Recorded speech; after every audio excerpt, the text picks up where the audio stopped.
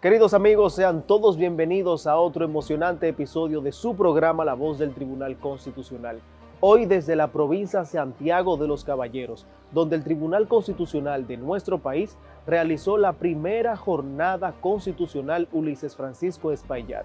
Este evento reunió especialistas de Argentina, España, Perú y Venezuela para hablar acerca de los desafíos del derecho constitucional en toda la región.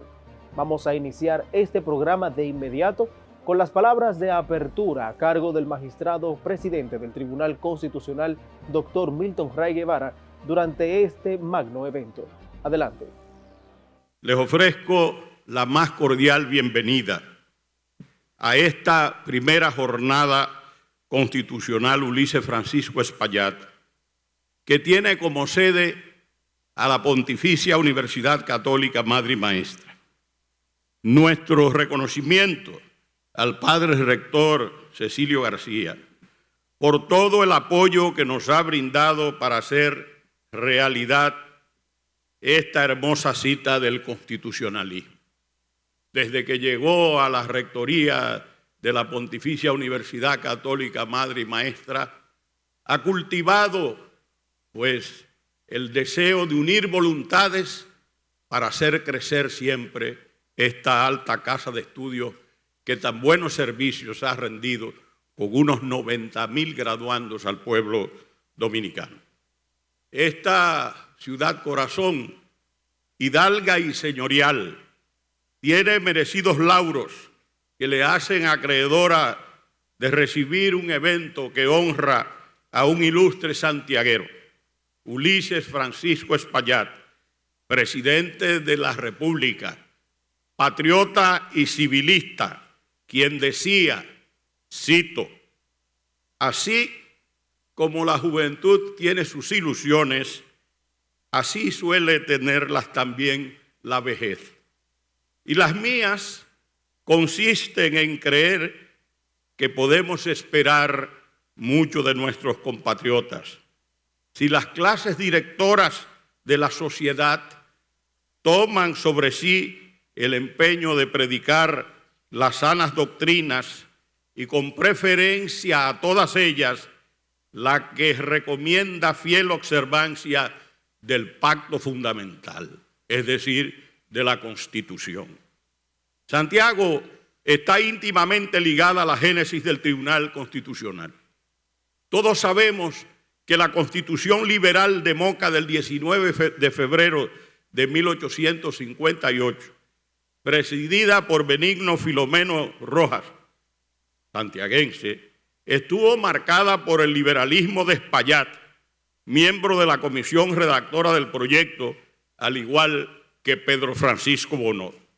Espaillat fue presidente de la República por 7 meses en 1876. La historia se repitió con el profesor Juan Bosch, que en el año de 1963 fue presidente también 7 mesinos. Después, y Espaillat fue presidente después de haber aceptado el clamor popular, habiendo estudiado medicina y ser farmacéutico. Espaillat era partidario inquebrantable del fortalecimiento de la justicia. Vean ustedes desde dónde viene la necesidad del fortalecimiento de la justicia. Y este estudiante de medicina y farmacéutico nos decía, cito, hace 30 años que veníamos repitiendo que la administración de la justicia es la base de toda la sociedad.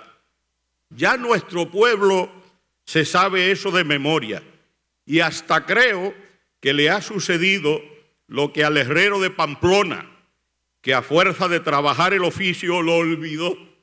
Y digo esto porque si mi vista no se me ha empañado, me parece que ya como que vamos distinguiendo poco entre lo bueno y lo malo.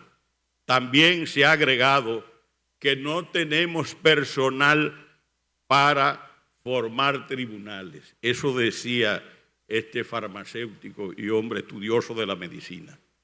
Espaillat creía firmemente que el Poder Judicial era el corresponsable de detener las tropelías y atropellos sistemáticos a la Constitución, a las leyes, pero sobre todo a la condición esencial de los derechos ciudadanos.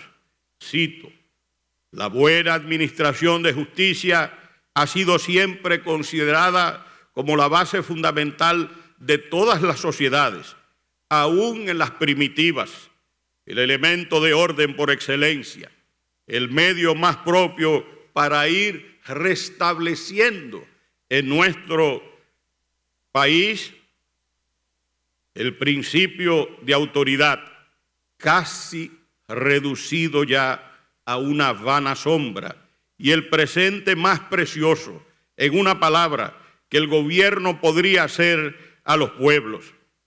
Estos y otros muchos pensamientos ni son nuevos ni han dejado de emitirse y repetirse a menudo. No ha sido falta de indicaciones, ni mucho menos por la carencia de conocimiento sobre la materia, que este ramo importantísimo de la administración pública puede hallarse en tan lastimoso estado de abandono.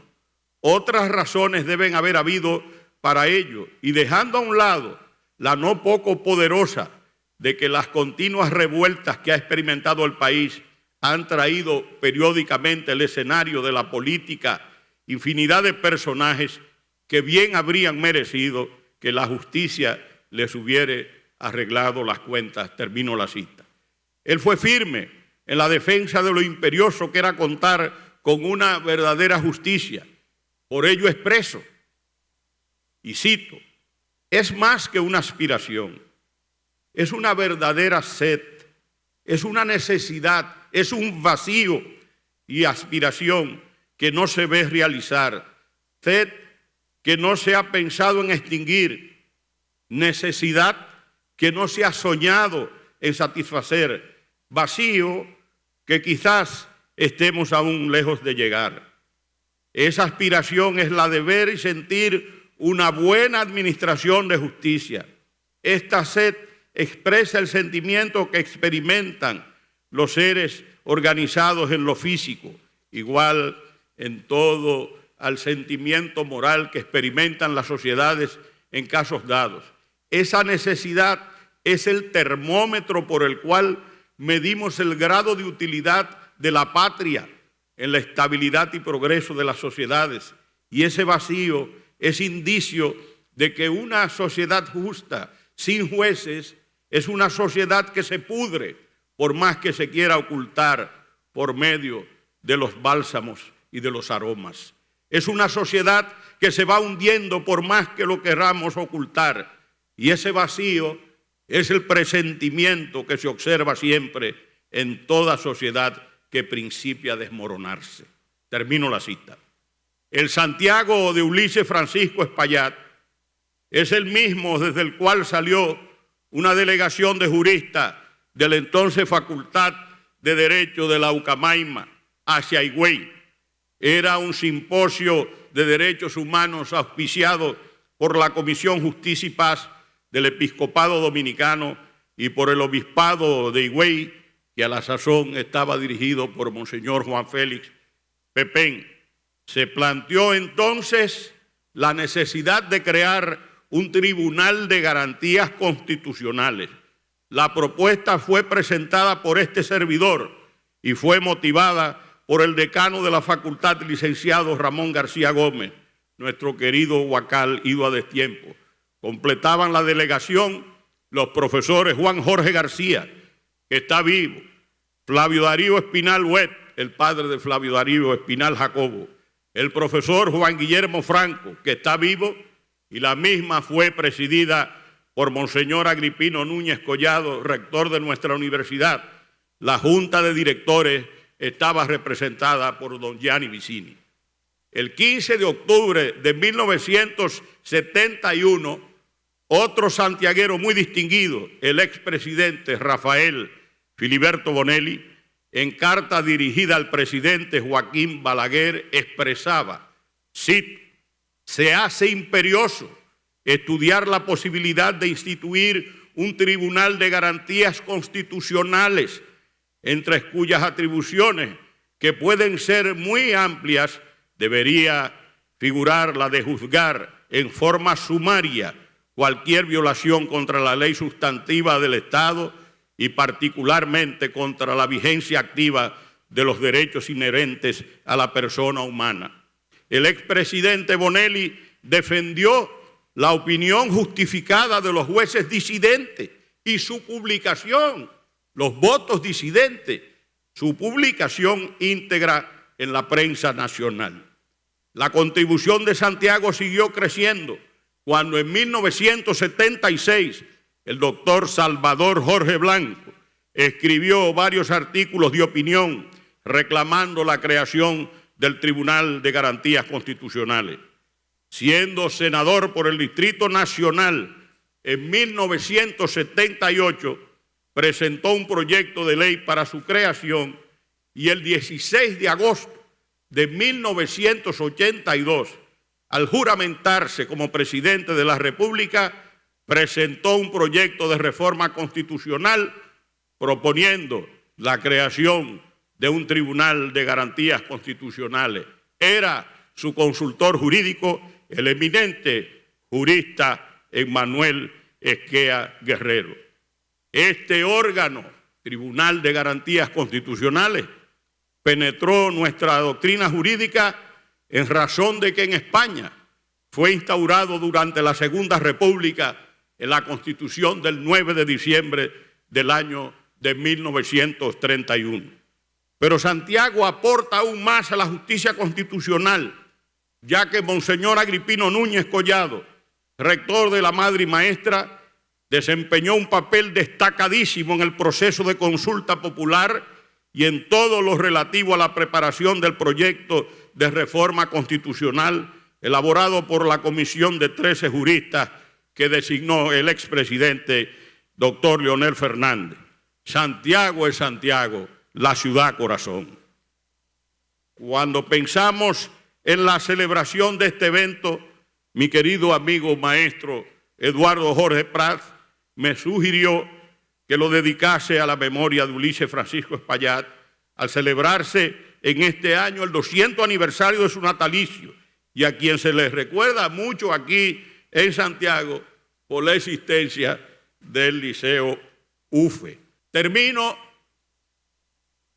citando a Federico Enríquez y Carvajal, quien al año de la muerte de Ulises Francisco Espaillat señaló: señores, un monumento nacional debe decir al mundo lo que fue ese patriota abnegado, primer presidente civil de la República. Debe enseñar a la posteridad a que venere la memoria del íntegro magistrado que, y por cuya libertad y progreso pasó las vigilias del sabio y del patriota. Pero señores, el monumento más digno de Espaillat, más perdurable, el que le será más grato, lo ha erigido en todo corazón honrado el amor de sus compatriotas. La República, mientras no le falte alientos para ello, vendrá en los aniversarios de su muerte a rendirle homenaje de indeleble afecto, a meditar en las virtudes que le enaltecieron y ha dejado en pos como estela luminosa de su vida ese dominicano célebre que tuvo por divisa abnegación, justicia y patriotismo. Muchas gracias.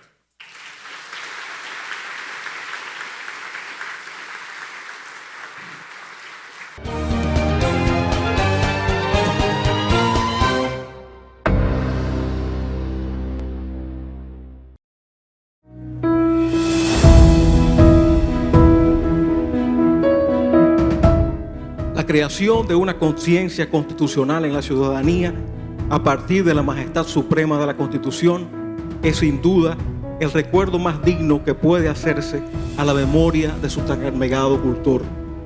Con esta jornada El Tribunal Constitucional ha dado un primer paso en ese sentido, ha llevado simbólicamente a su tumba en el Panteón de la Patria una azucena, su flor preferida, en reconocimiento a la justeza de su aspiración de formar un partido, el Partido Constitucional, cuyos deberes, en sus palabras, cito, se reducirían tan solo a la práctica de un precepto, el de respetar y hacer respetar la Constitución del Estado. Este reconocimiento y el habernos invitado a este acto extraordinario concebido por nuestro alto Tribunal Constitucional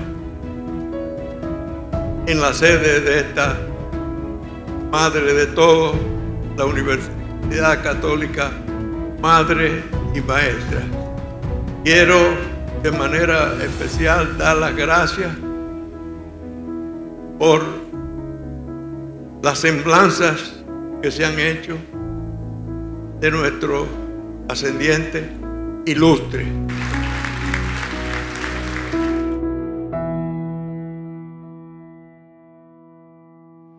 Continuamos con más de La Voz del Tribunal Constitucional desde la provincia de Santiago de los Caballeros, donde esta alta corte desarrolló la primera jornada constitucional Ulises Francisco Espaillat. Y luego de escuchar las palabras de apertura a cargo del doctor Milton Ray Guevara, vamos a escuchar un fragmento de la conferencia Democracias Actuales y Falseamiento del Estado de Derecho, a cargo del jurista venezolano Alan Breuer Carías. Los principios de independencia judicial, de legalidad, de justiciabilidad insertos en la Constitución no pasaron de ser en Venezuela declaraciones formuladas para no ser cumplidas, dada la trágica dependencia del Poder Judicial, sometido en su conjunto a los designios del Poder Ejecutivo. Y todo ello ha conducido en definitiva a la desjusticiabilidad del Estado, no siendo concebible que, por ejemplo, en Venezuela, a pesar de la gran y larga tradición en materia de control contencioso administrativo, no siendo hoy posible en Venezuela que pueda haber una decisión de la jurisdicción contencioso administrativa que sea en contra, que juzgue las conductas de la administración y que garantice los derechos de los particulares frente a la administración. Esto particularmente grave desde el año 2003, después que a una corte primera de lo contencioso administrativa, con motivo de la impugnación de una decisión del alcalde de Caracas de contratar médicos cubanos, conociendo un recurso intentado por la Federación Médica de Venezuela en protección de los derechos de los médicos venezolanos, dictó en el juicio de nulidad, dictó una medida cautelar. Se le ocurrió que podía dictar una medida cautelar suspendiendo la contratación de médicos cubanos y ordenando la contratación de médicos venezolanos en sustitución mientras se decidía el juicio. Ello provocó una respuesta furibunda del Ejecutivo Nacional, del propio presidente de la República, quien llamó bandidos a los miembros de esa corte, ordenando a la Sala Constitucional que secuestrara las competencias de la Corte Primera de lo Contencioso, destituyendo a los magistrados de la Corte Contencioso y quedando esa Corte clausurada por 10 meses, donde no hubo justicia administrativa, donde no hubo control de la administración. Y desde entonces ningún juez contencioso administrativo ha osado dictar alguna medida que pueda significar algo en contra de la administración. Esta situación ha conducido a que antes de existir un estado de justicia, como lo dice la Constitución, lo que en realidad existe es un estado de injusticia por el hecho de que simplemente la justicia no funciona para juzgar y castigar a quienes violan la ley. Así, la impunidad campea y es absoluta. Por ejemplo, respecto a los depredadores del patrimonio público, como se dijo, pues la Contraloría solo investiga para declarar inhabilitados a los funcionarios electos que puedan ser candidatos de la oposición.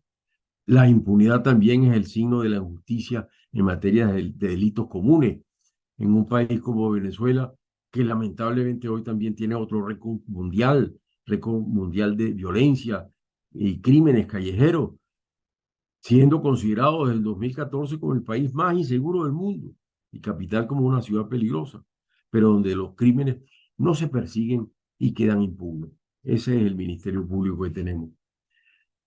Todo esto lo que pone en evidencia como ejemplo en nuestro continente es cómo en un Estado, a pesar de todo lo que dice la Constitución sobre su configuración como Estado democrático y social de derecho, descentralizado y de justicia, ello en la práctica es una gran mentira, habiéndose falseado completamente su contenido con las ejecutorias de un gobierno autoritario que se instaló en el país desde 1999, cuando un grupo de militares golpistas fracasados, utilizando los mecanismos supuestamente democráticos de populismo constitucional, asaltaron el poder para controlar.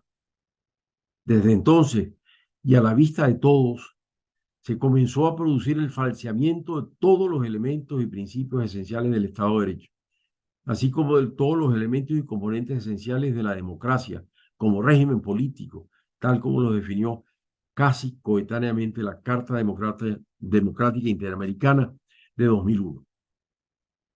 Allí está esa experiencia. Sé que los dominicanos la han sabido, la han conocido, estamos cerca, hemos sido vecinos. Y de esa experiencia no puede salir ahora otra cosa sino una recomendación fundamental que con todo afecto a este país, a la República Dominicana, me permito hacerles a todos, incluyendo a los jueces constitucionales y gobernantes.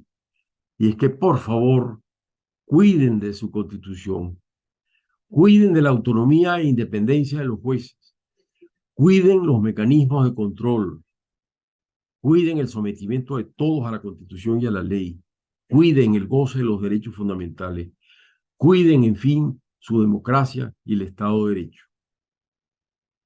No hay que quedarse callado ante las violaciones que puedan ocurrir.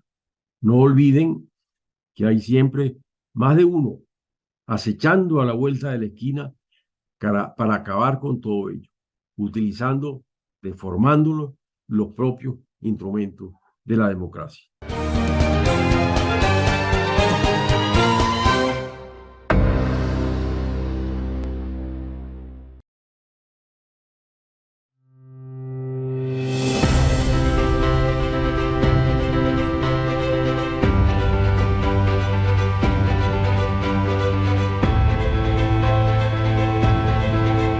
Todos bienvenidos a esta primera jornada constitucional Ulises Francisco Espaillat, importante iniciativa a través de la cual el Tribunal Constitucional fomenta y promueve la cultura constitucional en la comunidad jurídica y la ciudadanía, inspirados en el legado de este prócer, que constituye una de las figuras más ilustres como patriota y con una vida política ejemplar.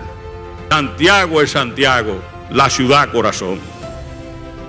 Cuando pensamos en la celebración de este evento, mi querido amigo maestro Eduardo Jorge Prat me sugirió que lo dedicase a la memoria de Ulises Francisco Espaillat al celebrarse en este año el 200 aniversario de su natalicio. El monumento más digno de Espaillat, más perdurable, el que le será más grato, lo ha erigido en todo corazón honrado el amor de sus compatriotas. La República, mientras no le falte alientos para ello, vendrá en los aniversarios de su muerte a rendirle homenaje de indeleble afecto, a meditar en las virtudes que le enaltecieron y ha dejado en pos, como estela luminosa de su vida, ese dominicano célebre que tuvo por divisa abnegación, justicia y patriotismo. Muchas gracias. Me permito hacerles a todos, incluyendo a los jueces constitucionales y gobernantes, y es que por favor cuiden de su Constitución, cuiden de la autonomía e independencia de los jueces, cuiden los mecanismos de control, cuiden el sometimiento de todos a la Constitución y a la ley, cuiden el goce de los derechos fundamentales, cuiden, en fin, su democracia y el Estado de Derecho. No hay que quedarse callado ante las violaciones que puedan ocurrir. No olviden que hay siempre más de uno acechando a la vuelta de la esquina para acabar con todo ello, utilizando, deformando los propios instrumentos de la democracia.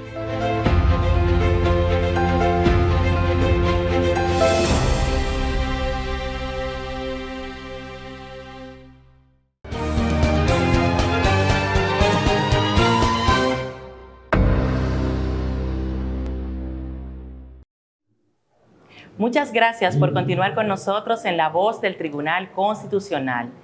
Les hemos preparado un programa especial en ocasión de la primera jornada constitucional Dr. Ulises Francisco Espaillat, aquí en la Pucamaima de Santiago.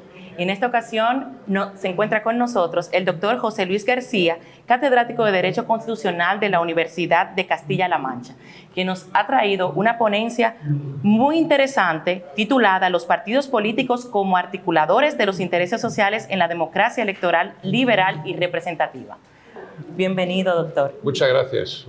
¿Cómo se encuentra? Bien, como siempre que estoy en República Dominicana, excelentemente, y más en esta ciudad de Santiago de los Caballeros y en este campus de la Pucamaima, impartí durante 10 años clases de posgrado en el primer máster en Derechos y Libertades Fundamentales. O sea que me siento como en casa. Muy bien, pues entrando de inmediato en materia y haciendo un poco de resumen de lo que nos ha expuesto de forma brillante en su ponencia, ¿cuál es el rol que juegan los partidos políticos como articuladores de los intereses sociales? Bueno, es un rol importantísimo, vamos a empezar, pero hay que partir de unas premisas que he intentado sintetizar en mi conferencia y ahora todavía más. En primer lugar, tengo que decir que es importantísimo cuando hoy en día en el mundo del derecho se está olvidando de que hay una cosa que es la ciencia básica. Cuando nosotros queremos resolver un problema de partidos políticos, no podemos irnos en unas cuantas normas de los partidos y de una forma racional argumentar y sacar una respuesta lógica. Estamos condenados al fracaso, a la dispersión, a la falta de sistemática. Tenemos que acudir a una ciencia básica, que en este caso es la representación política. Y cuando tenemos clara la ciencia básica, qué tipo de representación política, sabremos qué tipo de partido tenemos y cómo solucionar los problemas de ese partido. Ese es el fondo de mi tesis, que podemos desarrollar más profundamente. Muy bien, con la llamada constitucionalización de los partidos políticos surgen también otros mecanismos de control del poder, por ejemplo, de carácter penal, de su financiación. Explíquenos un poco más, y ya usted nos hizo referencia también a esto. En la conferencia no he entrado en el control ideológico programático de los partidos, en los controles penales, en los controles sobre financiación, pero evidentemente cuando a finales, está en mis escritos, en mis trabajos sobre la materia, porque a finales del siglo XIX y principios del siglo XX se incorporan los partidos políticos a la Constitución y a partir de ahí se empiezan a establecer mecanismos para controlar la democracia interna, que efectivamente funcione, para que haya competitividad electoral, que la materia de financiación esté equilibrada y nadie juegue con las cartas marcadas y con ventajas, controles de diverso tipo, ¿no? ¿Cuáles son los principales desafíos entonces a los que se enfrentan los partidos políticos en el nuevo constitucionalismo? Los principales problemas tenemos que volver a la representación. He dicho que la clave es la representación. Entonces tenemos dos modelos de representación política.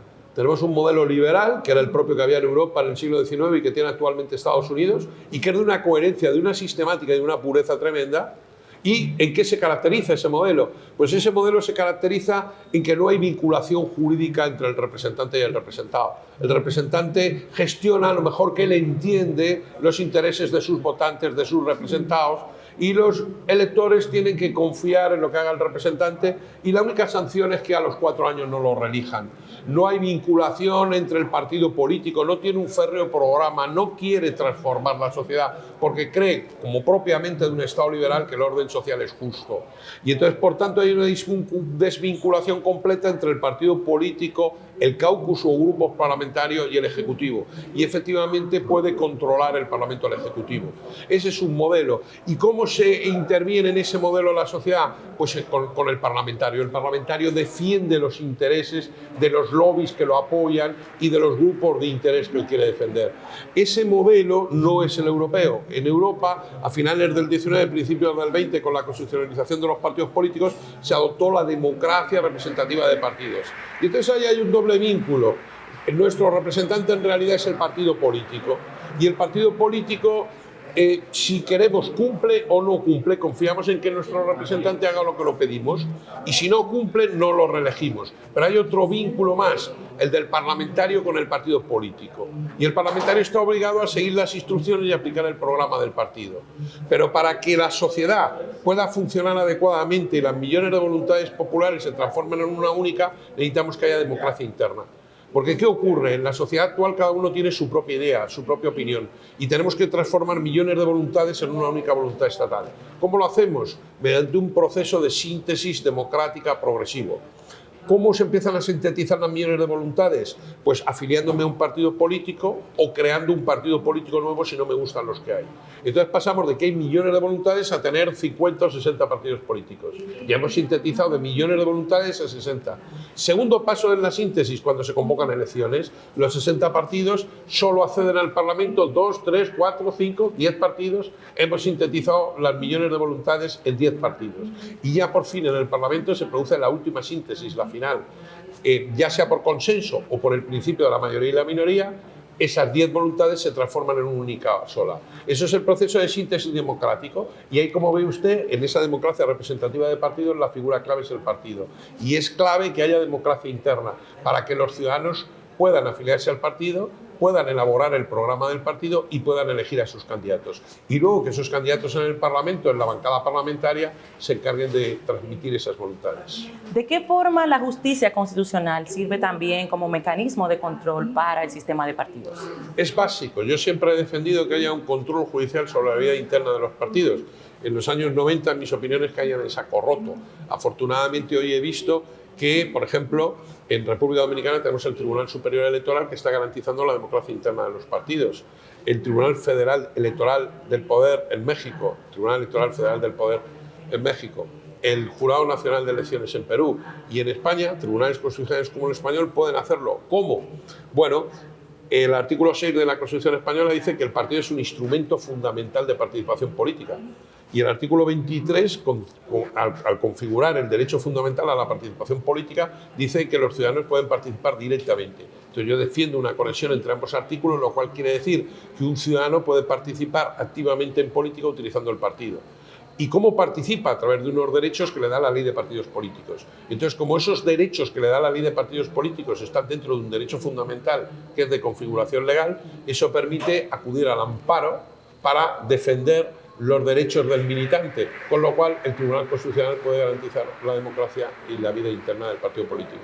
Bien, por último, doctor José Luis García, ¿qué le ha parecido a usted esta iniciativa de la primera jornada constitucional Ulises Francisco Espaillat? Bueno, me parece esta primera jornada extraordinaria. Además, he tenido la suerte de que la primera gran actividad académica que realizó el doctor Milton, el primer congreso, hace ya muchos años, cuando empezó la vida del tribunal, yo estuve como ponente, y en esta jornada es probablemente la última gran actividad académica que va a hacer el doctor Milton de nuevo. Estuve en el principio y estoy en el final. Y he de decir que la labor de este tribunal no se limita a lo jurisdiccional, que es básica en nuestra Constitución de Derecho, sino que está perfectamente insertada en la sociedad.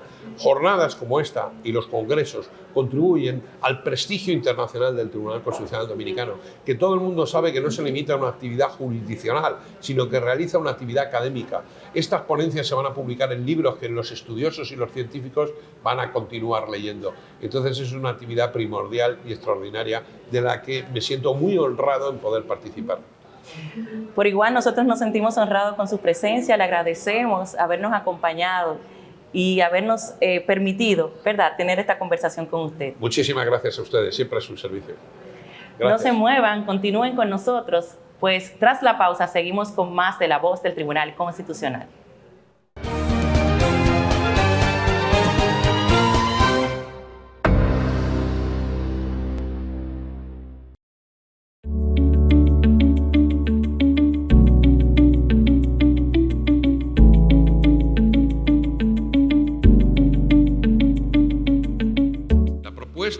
Que debemos asumir los constitucionalistas es que es imprescindible garantizar la democracia interna.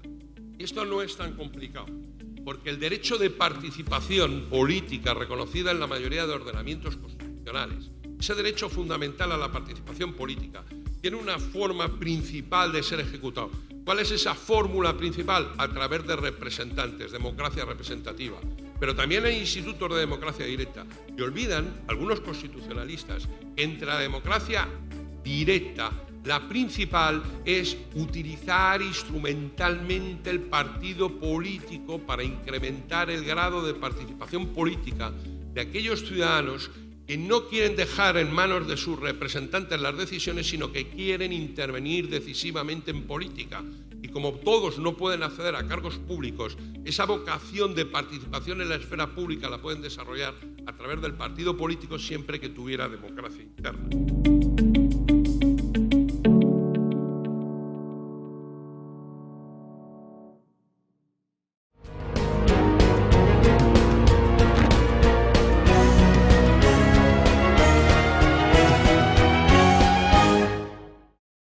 Muchas gracias por continuar con nosotros en La Voz del Tribunal Constitucional. Nos encontramos en el marco de la primera jornada constitucional Ulises Francisco Espaillat en la Pucamaima, Santiago. Y en esta ocasión nos acompaña el conferencista Dr. Manuel Aragón, magistrado emérito del Tribunal Constitucional del Reino de España, catedrático de Derecho Constitucional de la Universidad Autónoma de Madrid, que nos ha presentado la ponencia magistral El populismo y sus efectos en el ámbito constitucional. Bienvenido, doctor. Bien hallados, estoy muy bien siempre con ustedes. Muchísimas gracias por estar con nosotros. Pues, como les decía, la conferencia que nos impartió se titula El populismo y sus efectos en el ámbito constitucional. ¿En qué consiste el populismo en el ámbito constitucional? Bueno, esto tengo que resumir muchísimo, porque una entrevista es para algo muy corto. En la ponencia escrita se habla más. Simplemente consiste, el populismo es una idea, un movimiento de ideas que sostiene algo abiertamente opuesto a lo que la democracia constitucional significa. En la democracia constitucional no pueden separarse democracia y Estado de Derecho. El populismo sostiene que la voluntad política se sobrepone a las leyes y a la Constitución, al Estado de Derecho. Por tanto, su teoría es la del decisionismo político no sometido a las normas. Claro, eso altera, destruye la democracia constitucional. Es cierto que el populismo vive también de un caldo de cultivo, que es la erosión de las instituciones, con la consiguiente desconfianza de los ciudadanos entre las instituciones públicas, constitucionales, etcétera, parlamentarias, gubernamentales. También de que el Estado a veces descuida demasiado su obligación de integrar socialmente, es decir, de aminorar en lo posible las desigualdades, de realizar una política de protección social a favor de los más débiles. En ese caldo de cultivo suele florecer el populismo. Lo que pasa es que su receta es equivocada. No se puede conseguir mejorar la sociedad, no se puede conseguir mejorar la igualdad, no se puede quitar todo ello si se hace fuera o contra el derecho, porque entonces no se consigue nada efectivo ni duradero. Al contrario, en lugar de progreso habrá ruina y al contrario, en lugar de mayor libertad habrá mayor esclavitud. Ese es el problema del populismo.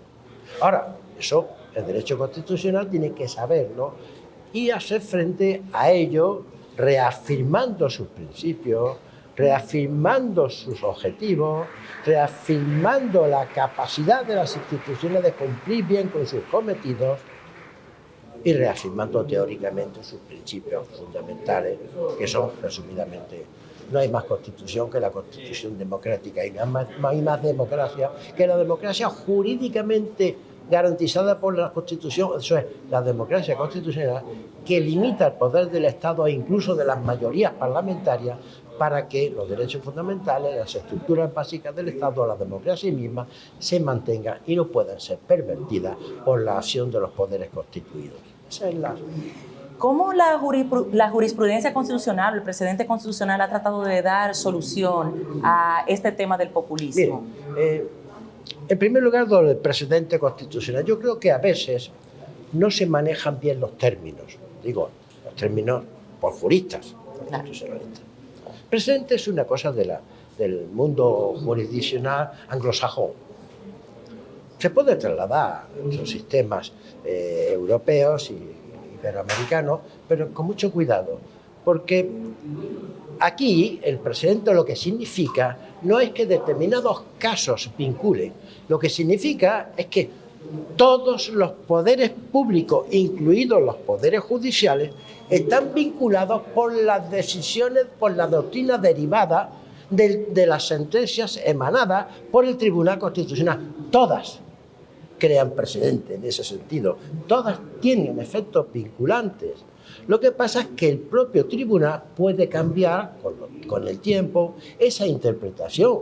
Todo Tribunal Supremo puede rectificar su interpretación porque la fuerza de cosas juzgadas en sentido material no se proyecta sobre los supremos tribunales, que así pueden modificar su doctrina, pero han de explicar lo que se llama el overruling, el cambio de doctrina, y hacerlo con mucho cuidado, porque un tribunal constitucional siempre tiene que tener límites. No puede sustituir al constituyente, sino que está para salvaguardar su obra. No puede sustituir al legislador, que puede anular una ley, pero no hacer una ley ellos directamente distinta, o hacerle decir a la ley lo que de ninguna manera dice. Esos son límites de la interpretación constitucional que a veces no se entienden bien. Por tanto, eso es lo que quería aclararle. ¿Por qué, a pesar de los graves daños que provoca este populismo en el ámbito constitucional, se percibe en varios países de Latinoamérica que cada vez más este populismo constitucional está siendo más acogido? Por dos razones. Principalmente, tengo que abreviar, estas son cosas complejas. Usted me pide decisiones, no voy a decir simples, porque no son, pero en fin, cortas. Por dos razones. Una, porque subsisten muchos de lo que es de las circunstancias que son caldo de cultivo del populismo. Existe la erosión de las instituciones, la desconfianza de los ciudadanos respecto de sus representantes, la inactividad del Estado para mejorar las condiciones de vida de los sectores más débiles. Esas carencias subsisten, ese es el caldo de cultivo de la población. Segundo, porque el derecho constitucional no se ha rearmado suficientemente frente a esas ideas. No frente a esa situación, que aunque está rearmado, lo que quiere saber es que cumple el Estado sus obligaciones frente a las ideas del populismo. No se ha rearmado. E incluso se han dejado embaucar por teorías disolventes desde el punto de vista del derecho constitucional, como son que los jueces pueden crear derechos casi a su antojo, los tribunales constitucionales, hacerles decir a la Constitución lo que quieran. Eso destruye el derecho constitucional y la Constitución. Por tanto, esas son las dos causas por las cuales tiene cierta audiencia y parece que bastante proyección en las ideas populistas en el ámbito del derecho constitucional. Frente a eso, los constitucionales tienen que ser muy combativos desde el punto de vista jurídico. Muy combativos, defendiendo lo que significa la Constitución, lo que significa la interpretación constitucional y lo que significa la unión indisociable entre democracia y Estado de Derecho. Porque la mejor fórmula para conseguir las libertades, la igualdad y el progreso social es eso, la democracia constitucional, y no esa otra, que es la democracia, no ya democracia no constitucional, sino en el fondo la dictadura. Porque a veces se habla de democracias iliberales. No puede existir una democracia iliberal, es un oxímoron, es una contradicción in terminis. Sin las libertades no hay democracia. Eso que lo tengan muy claro los juristas iberoamericanos y los juristas de todo el mundo, porque también flaquean también en otros lugares. Que no pierdan ese norte, porque esa es, yo creo, la batalla que el derecho constitucional tiene que dar. Interesante, muy interesante todo lo que nos expones. Ya por último, quisiéramos saber su impresión sobre esta iniciativa de la primera jornada constitucional Ulises Francisco Espaillat y cómo entiende usted que eventos como este contribuyen a la cultura constitucional. Bueno, mi mayor simpatía. Primero porque yo estoy muy unido al Tribunal Constitucional de Colombia, a este país, a esta universidad, porque a Maima le ha dado clases, siempre por encargo del profesor García Guerrero. Ha hecho una labor, está haciendo una labor extraordinaria aquí. Sino que, además, es una idea feliz lo que está haciendo el Tribunal Constitucional. Yo tengo mucho afecto a su presidente desde hace muchos años. Y esa capacidad de que hay que potenciar la cultura constitucional, de que hay que utilizar, además del tribunal como tribunal, dictando su sentencia, como foco de proyección de la cultura, de la idea de constitución, de la cultura constitucional, es extraordinariamente importante. Y por fortuna aquí se está realizando. Me parece un logro y las jornadas están saliendo estupendamente y espero que como esta es la primera, haya otras muchas jornadas más en los tiempos sucesivos. Y si yo tengo todavía fuerza y capacidad, estaré. Con Dios así será. Muchísimas gracias, doctor Manuel Aragón, por acompañarnos en esta entrevista para su programa La Voz del Tribunal Constitucional. Gracias a ustedes.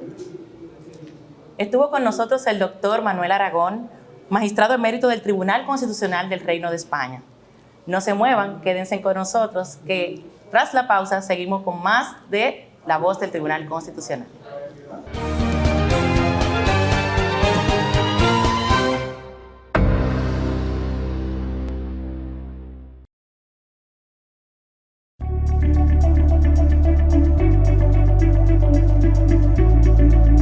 Si las personas pierden su confianza en las instituciones, si el poder público no subviene a las necesidades más inmediatas de progreso social, de justicia social, como decía antes, también acaba la democracia perdiendo su vigor.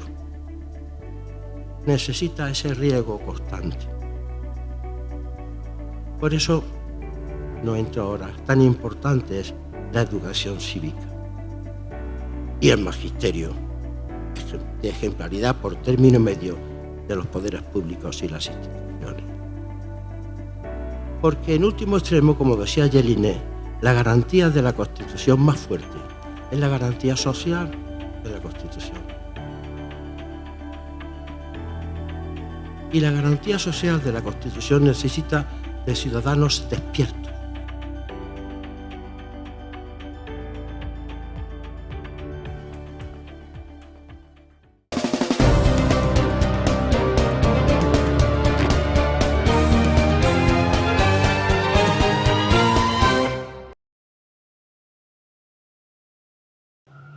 Continuamos con el desarrollo de La Voz del Tribunal Constitucional y es momento de enterarse qué hizo esta alta corte durante esta semana. Comencemos. El presidente del Tribunal Constitucional, doctor Milton Ray Guevara, afirmó que la consolidación de la democracia es tarea de todos al dictar una conferencia en la Cámara de Diputados de la República Dominicana.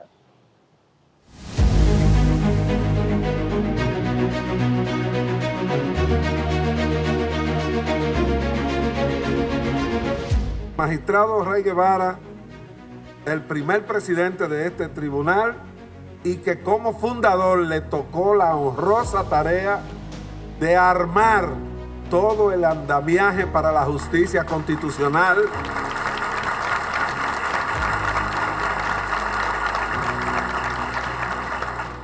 y por eso nosotros nos sentimos muy honrados porque ese tribunal constitucional se ha convertido en la garantía de la supremacía de la Constitución de la República sobre cada uno de los actos que se emiten en los diferentes poderes y órganos extrapoderes de la República Dominicana.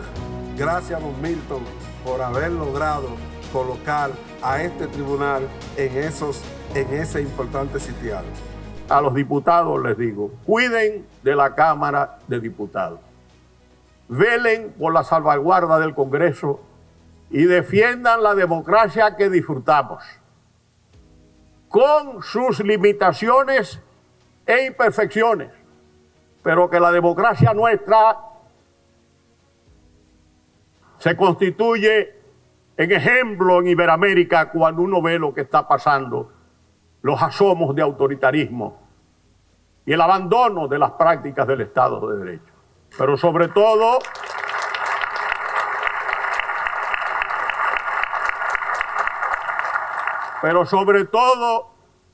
cuiden de la República Dominicana, de su soberanía, de su bandera, de su himno y de su nacionalidad. Así como Dios es eterno, la República Dominicana será eterna, porque Dios es el soporte de la patria y de la libertad. ¡Viva la República Dominicana! Muchas gracias.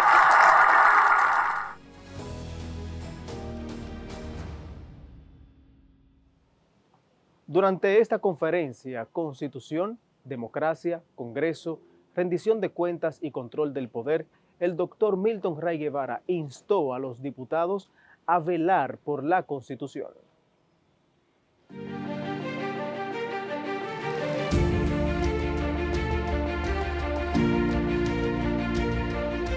El Congreso Nacional es el órgano en que se expresa, como en ningún otro, el pluralismo político, porque están los votos de todos sus representados. No son los votos solamente de un partido o de una coalición de partidos. Por ello, el Congreso Nacional debe ser la primera escuela de democracia de la nación, la institución más admirada, garantía de estabilidad democrática. Este órgano debe proyectar en su justa dimensión una brillante presencia e influencia de los partidos políticos como instrumentos indispensables del Estado moderno, social y democrático de derecho, sin descuidar el contacto permanente con la ciudadanía. La labor y la imagen del Congreso depende esencialmente de ustedes, de los congresistas y particularmente los diputados, ya que son la mayoría de la Asamblea Nacional y deciden con su voto las reformas constitucionales.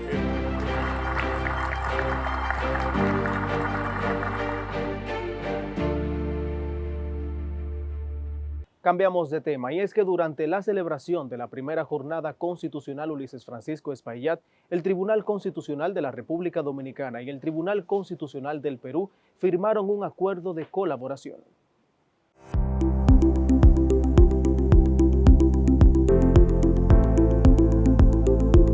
Que ahora con este convenio vamos a ir al SIGUE 2.0, siempre trabajando conjuntamente.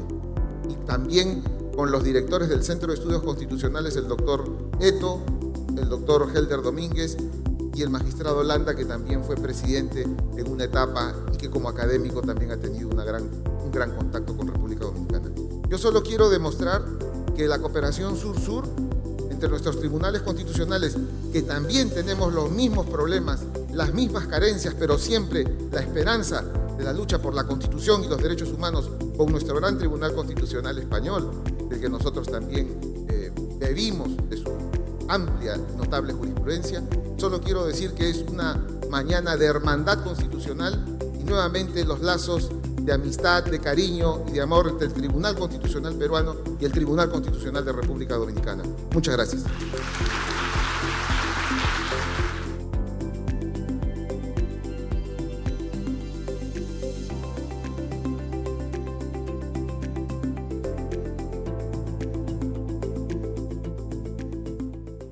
Y con estas informaciones llegamos a la parte final del programa de hoy, recordándole que puede acceder a estas y otras noticias accediendo al portal web www.tc.gov.do, donde encontrará además resoluciones, extractos y sentencias que emite esta alta corte.